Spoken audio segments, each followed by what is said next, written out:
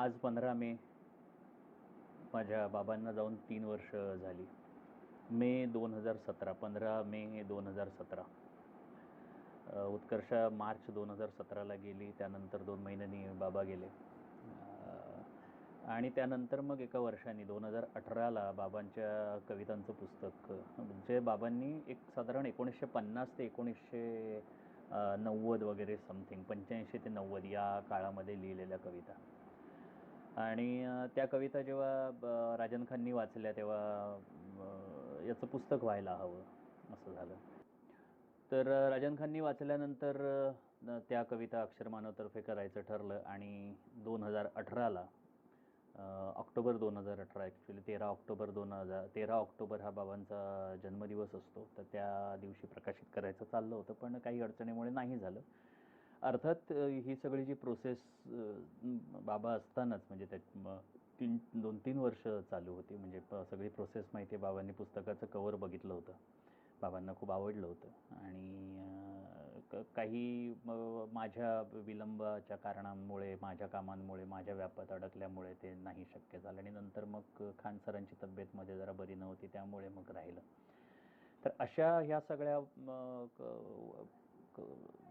गडबडीमध्ये ते पुस्तक लांबत गेलं. खान साहेबांनी मला विचारलं सुद्धा, तुमच्या बापाचं काय आयुष्य 200 वर्ष आहे असं समजून चाललं आहे का, चला करून टाकू पटकन. आणि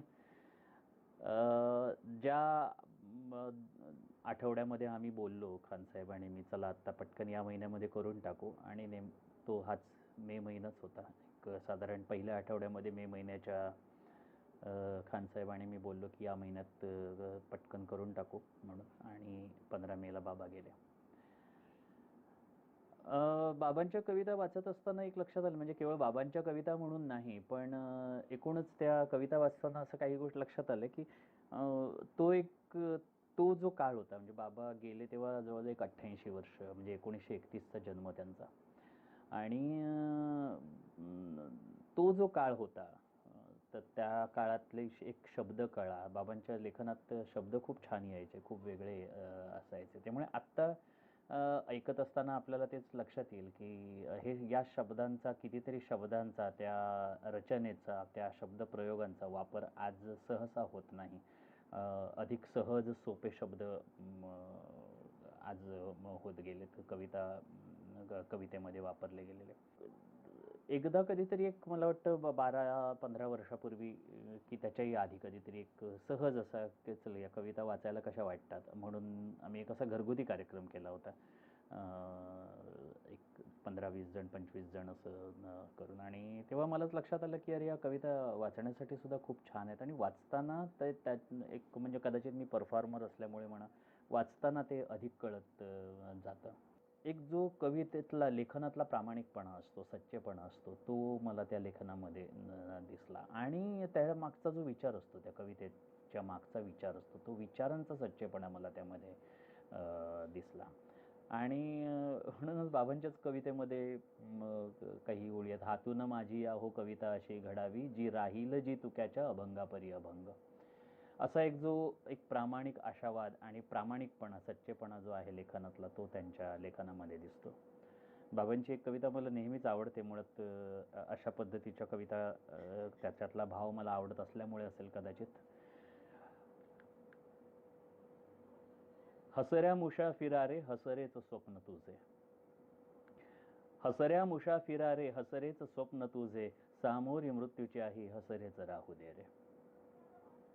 हळुवार फुललेले निर्व्याज हास्य तुझे. हळुवार स्वप्न गात स्वप्नात रंगू दे रे. स्वप्नील भास तुझे, स्वप्नील ध्यास तुझे. स्वप्नील सात तुझी, स्वप्नात धुंद तू रे. जागेपणी कधी ना सांगितल्या जरी तू, व्यथा विकल मानसीच्या निद्रेत बोलसी रे. मृत्यू ही येऊ दे रे मायाळ पाऊलाने, जाणीव वेदनेची शांतीत लोभू दे रे. तर अशा पद्धतीचा कवितेतला भाव त्यांच्यामध्ये असायचा. घेतले मी माझे ओंजळीत दुःख. घेतले मी माझे ओंजळीत दुःख, शिंपडोनी आले तुझ्या दारी सुख. माझ्या मलाच ठाव्या विच्छिन्न पायवाटा, रक्ताळ आठवांचा सलतो उरात काटा. दुर्दैव एक होते दारुण भोगलेले, सुस्वप्न एक होते स्वप्नात पाहिलेले. दुर्दैव एक होते दारुण भोगलेले, सुस्वप्न एक होते स्वप्नात पाहिलेले. निश्वास श्वास तुझा माझाच श्वास व्हावा, पुष्पात गंध जैसा तैसा विरून जावा. पाण्यात चांदणे जय एक रूप व्हावे. इथे बघा, जय हा हे अक्षर आलेलं आहे, जे आत्ताच्या कवितेमध्ये सहसा नाही सापडत. जय. पाण्यात चांदणे जय तू एक रूप व्हावे, गाण्यात माझी यावन आलापी तूच व्हावे. मेघात वीज जैसी शब्दात अर्थ व्हावा, वाणीत माझी यावन स्फुल्लिंग तूच व्हावा. नेत्रात दृष्टी व्हावे देहाची सावली तू, माझी न मी उरावी होऊन एक मी तू. काही काव्यसंमेलनांमध्ये गाजलेली एक बाबांची कविता. अजून दूर उंबरा. अजून दूर उंबरा मला न स्पर्शिली जरा.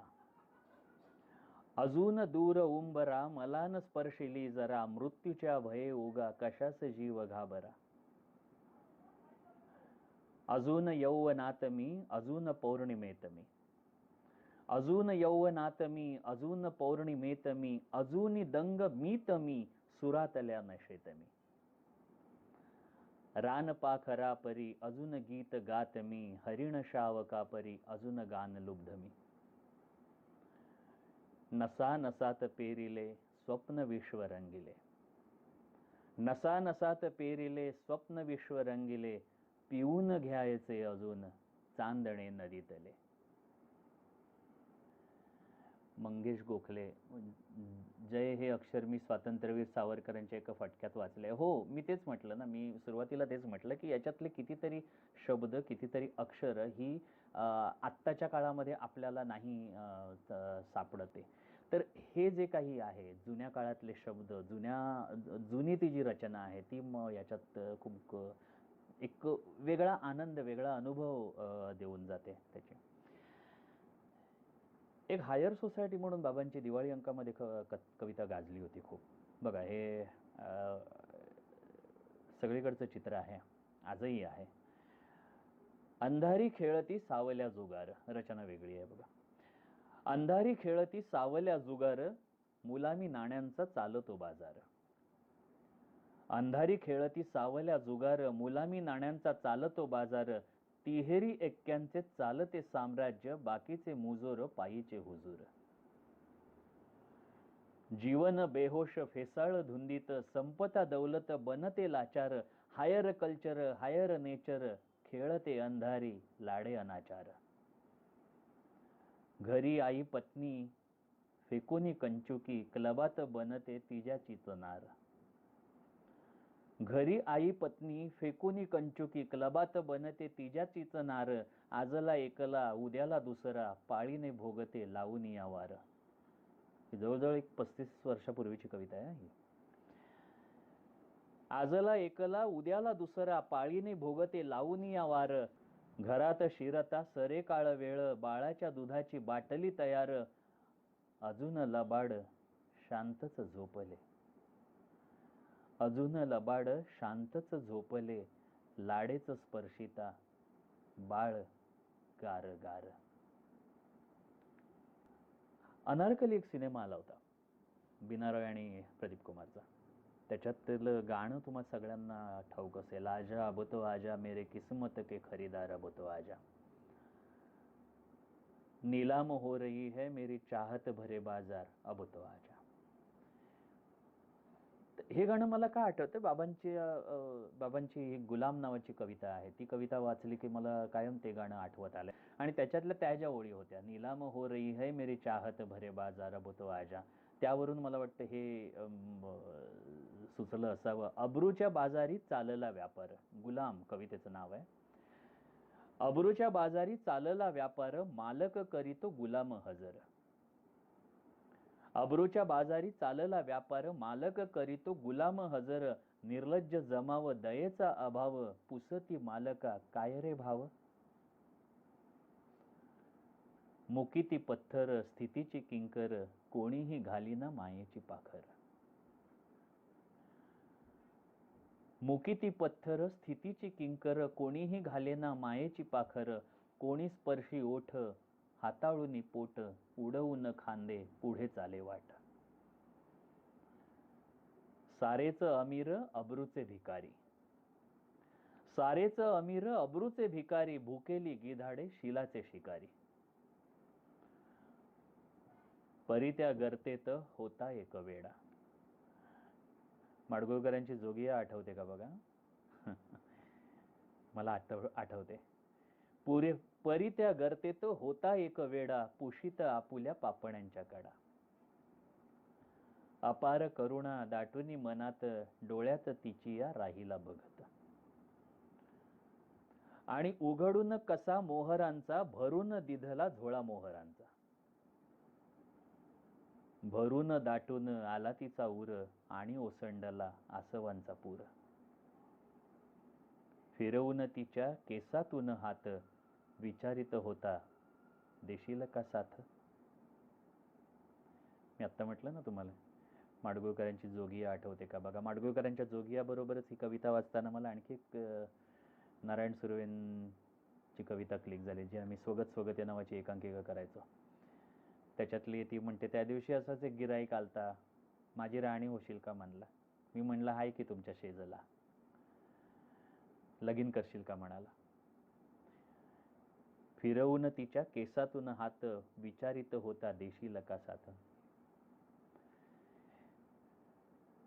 मगाशी जे एक दोन कविता बाबांच्या वाचल्या त्यातून एक लक्षात आलं असेल तुमच्या की थोडं मरणावर प्रेम असणं आणि मरणावरचं जेवढं ते दुःखद आहे तेवढंच एक आनंद त्याच्यातला.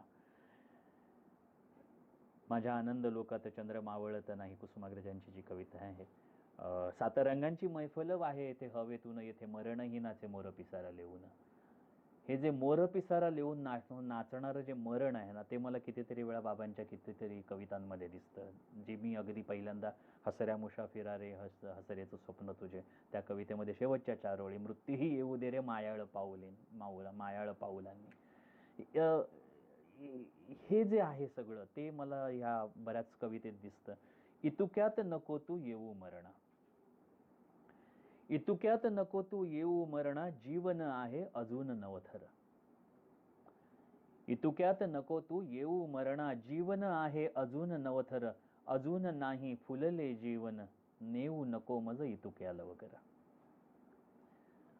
आताच कोठे पडले आहे स्वप्नसृष्टीचे दवपंखावर. आताच कोठे पडले आहे स्वप्नसृष्टीचे दवपंखावर. नको कठोरा पुसून टाकू, पाय नको तू देऊ त्यावर. अजून नाही अर्धाही जाहला स्वप्न फुलांचा गुंफून वळसर. अजून नाही अर्धाही जाहला स्वप्न फुलांचा गुंफून वळसर. अजून आहे प्राशायाचा बकुळ फुलांचा गंध मनोहर. मी म्हटलं ना बाबांच्या कवितांमध्ये ते जे काही मरण सुद्धा जे काही असं बकुळ फुलं घेऊन येतं, इथे मरणही नाचे मोर पिसार लिहून. हेच बाबा काही कवितांमध्ये ना मला नियती शरण असल्यासारखे तो सुद्धा जाणवतात. म्हणजे बाबा खूप प्रचंड देवदेव नाही करायचे, पण एक श्रद्धा होती त्यांची. अवाजवी देव वगैरे नव्हते, म्हणजे नास्तिक हे नास्तिक ॲज सच नव्हते, पण जो एक भंपकपणा होता सगळ्या श्रद्धा अंधश्रद्धेतला, तर तो त्यांना कधीच आवडायचा नाही. पण तरीसुद्धा कधी कधी असं वाटतं, म्हणजे चल नशीब आहे बघून घेईल असं नाही त्यांनी कधी म्हटलं. तरीसुद्धा ना कुठेतरी एक नियती शरणता, अंडरलाईन्ड नियती शरणता, जी मला बऱ्याच वेळा खानोलकरांच्या कथांमध्ये दिसते. एक अटळ नियती शरणता जी आहे, जे ठरवलेलं नसतं काय करायचं, कसं करायचं, कशा पद्धतीनं जायचं, पण ते होत जातं. आणि मग आपण म्हणतो ना, नाही नियतीच्या जे होते मनात, तर ते अशी काहीतरी ओळ आली, एक ओळ आहे एका कवितेत, नियतीच्या जे होते मनात वगैरे. तर अशी नियती शरणता सुद्धा मला ना बाबांच्या कवितांमध्ये दिसते. अंजली ताई केवढं सुंदर वाचताय, थँक्यू.